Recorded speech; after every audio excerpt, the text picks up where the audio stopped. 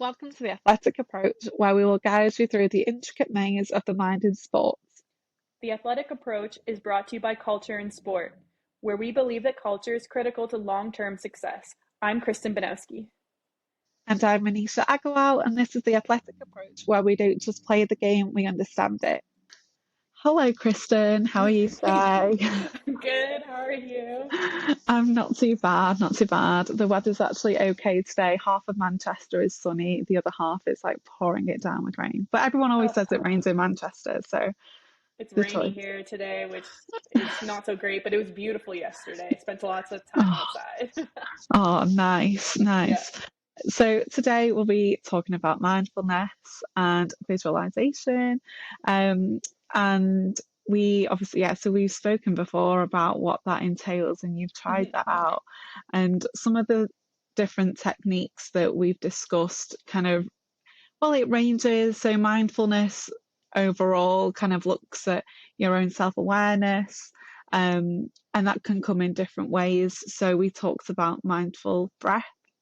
Um, and one of the things about mindful breath is that it can vary in how long you want you know you can choose to practice it however long you want. It can be 5 minutes, it could be 20 minutes, it could be half an hour. It's literally so flexible to you. But I've seen like random research on social media, and it's kind of like you only need 5 minutes a day or 2 minutes a day. Do you have an opinion on like how often you should be practicing it?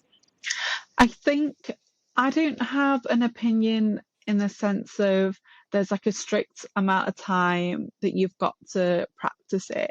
I think if it's consistent, and I think if you start small and if it's something that's new to you, and I think that can be a gradual build. So some people can find this really difficult. So starting with just 2 minutes can make a difference, and then then that can gradually build. But then it also depends on your context, because if you don't have, so say if you wanted to engage in mindful breath before a game but you don't have enough time to do half an hour, Yeah. 2 minutes, 5 minutes, if you integrate that in, like, just sit in the changing rooms and just sit and breathe for a bit and become present in the moment, then So, you can do y- that. so I feel like so there's like mindfulness and meditation and breath work. Like when you talk about mindfulness, what is the difference between mindfulness and breath work or mindfulness and meditation? So it all kind of encompasses in sort of one. So um, there's a lot of overlap, and it's like part of everything, if that makes sense. Like it's almost like different elements that kind of make up the whole thing. Because the purpose of each one is self-awareness and being present. Hmm. And what you do in meditation is a lot of breath work.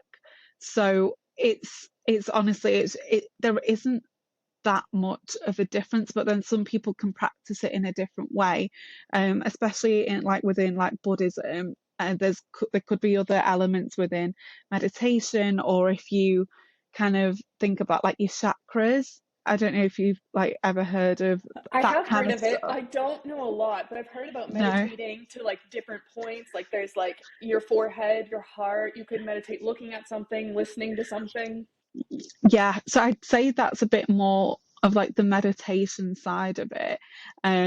But I think it's so flexible to how you can then use it within your own culture, within your own context, within um, what works for you. So I wouldn't say it's like a strict process in any way. So it all kind of encompasses a lot of different things. But mindfulness, I'd say, is like the overarching kind of theory or intervention um, that's used. And the main purpose is that self awareness and that kind of, yeah, being present within the moment.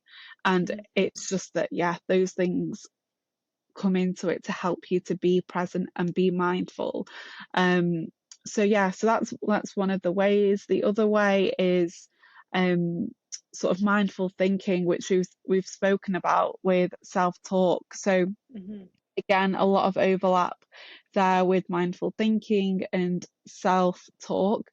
But again, it's that mindfulness is that self-awareness and being aware of what you're thinking, what's negative, what's positive, and understanding that it's what is helpful and what's not helpful for you, and understanding when it is that you're thinking certain thoughts as well.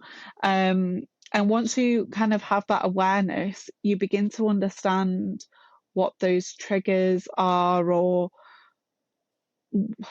what the effects of that of like negative thinking is, or the positive thinking. And once you become present, you can then be able to reframe your thoughts. And a lot of that comes through like cognitive behavioral therapy kind of things where, Okay, so what is that? I've heard yeah, cognitive behavioral yeah, therapy before. yeah, I don't know sure. what it means.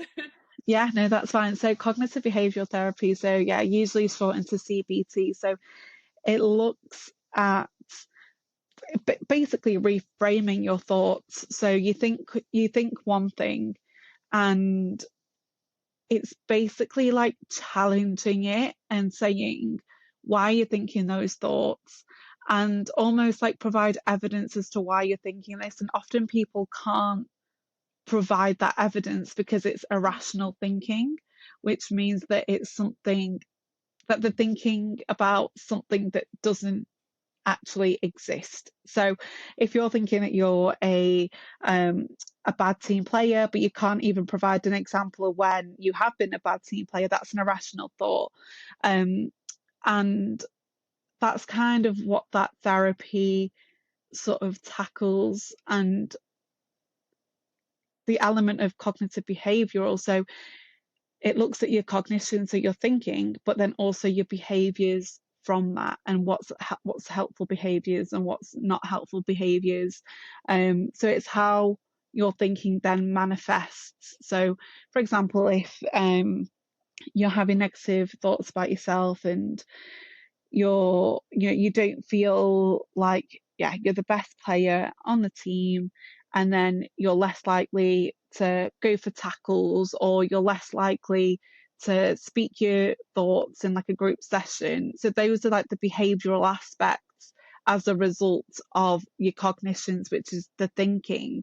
So that's how they're both linked. And and is if you were to act uncharacteristically because of these thoughts, it's almost like confirming these thoughts in your head, I would assume. If you Yeah. Yeah, if you aren't like, let's say, contributing in a team setting because in your head you think I'm not a good team player, and then suddenly you have proof I'm not a good team player.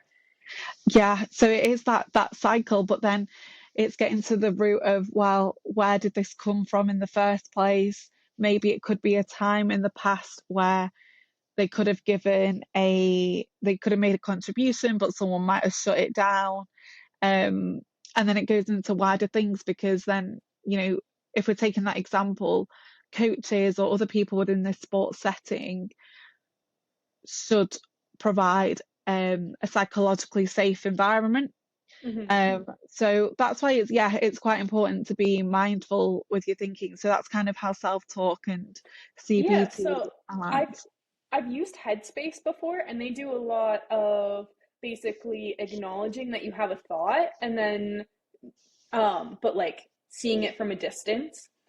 And then eventually it's like naming it. Was it positive, negative, or neutral? But you're just kind of observing these thoughts in your head. And I think a lot of times when you're meditating, I've noticed with myself, like my thoughts aren't necessarily negative. I don't drift into a negative space, but other times I do drift into a negative space. I feel like I'm a lot Mm, calmer and maybe clearer thinking if I'm in a more yeah. meditative state.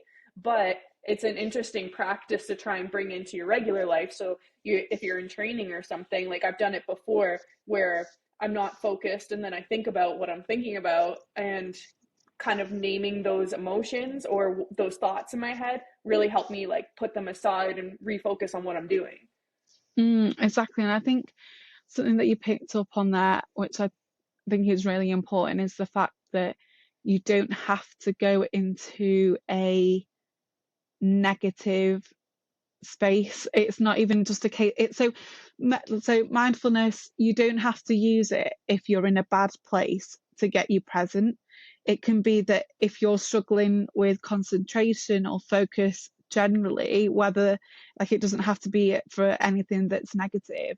If you want to improve your focus and being present, then that's when that skill can then Totally. be, Yeah. yeah, yeah. Because if you're a daydreamer and like your mind's going elsewhere, so again, that's where mindfulness could be sort of helpful. But you know, it's all these things that they're called mental skills. So it is a skill. So it's not something that you can just pick up and you'll just thrive at it. It does take time and it is a gradual thing.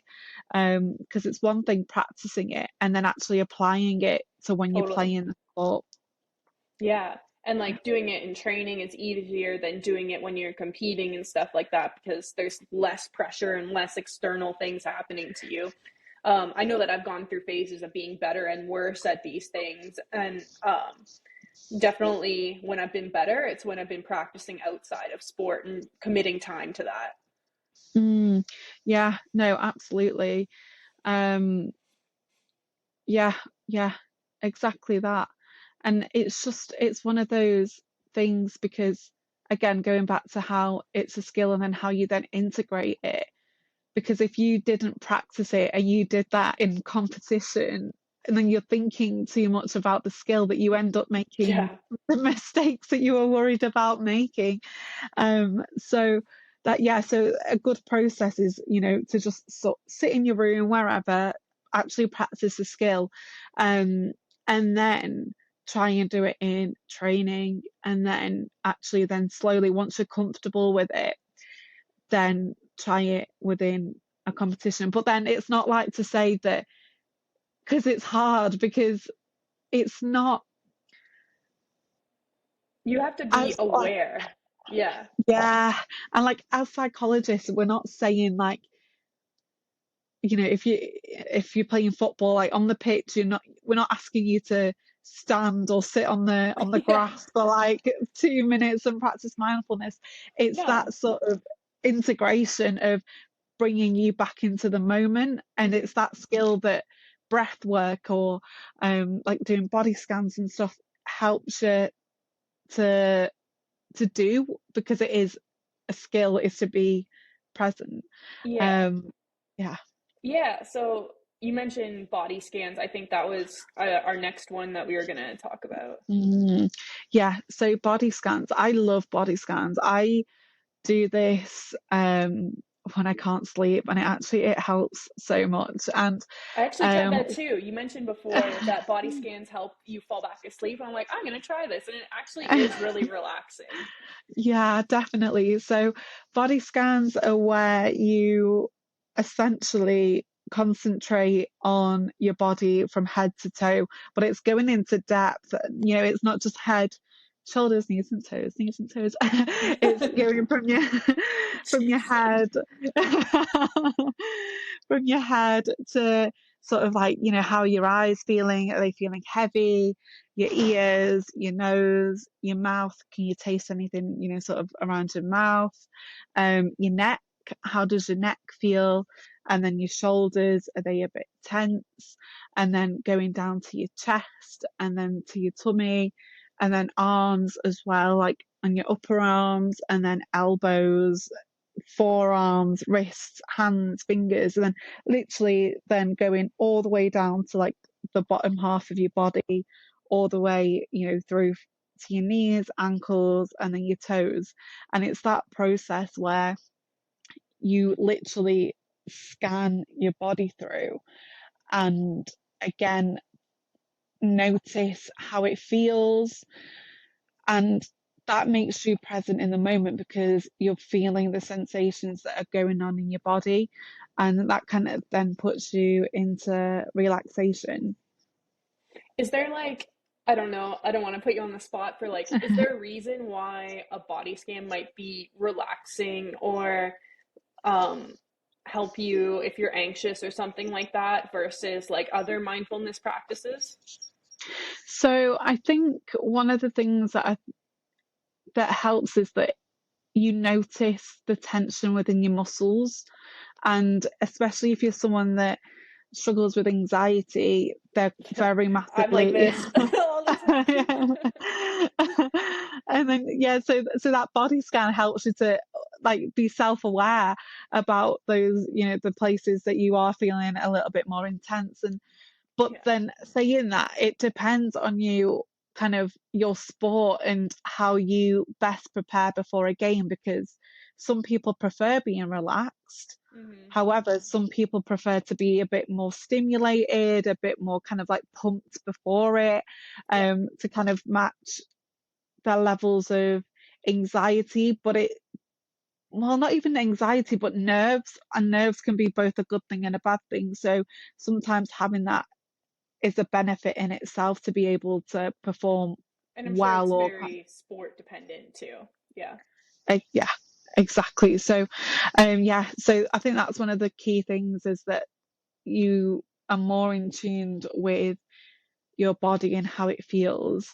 um and I think it's easier because you've got a focus. You've actually got something that you can think about. Whereas sometimes with doing breath work alone, I think some people can struggle with it because, You're like, what do I think about? like, Or your yeah, mind wanders when you're just thinking about one thing, where your body scan, you're like, you're focusing, but your focus is moving. Where if yeah, it's just breath work, it's just like the same thing. And then suddenly your brain's over here. And yeah, I get yeah, that. no, exactly. And that kind of, you've got something to concentrate on. Like, it's a bit more tangible. Hmm. And and then if you're doing it in like a group setting, sometimes it could be awkward. It could be funny because it's just like everyone's like sat in silence, and it can be a bit weird. Like, I don't know, like sometimes with um like secondary school, kids, they probably won't take to that as much as maybe older athletes. So sometimes, yes, it completely depends on the person that you're working with, and um, if that's something that works for them.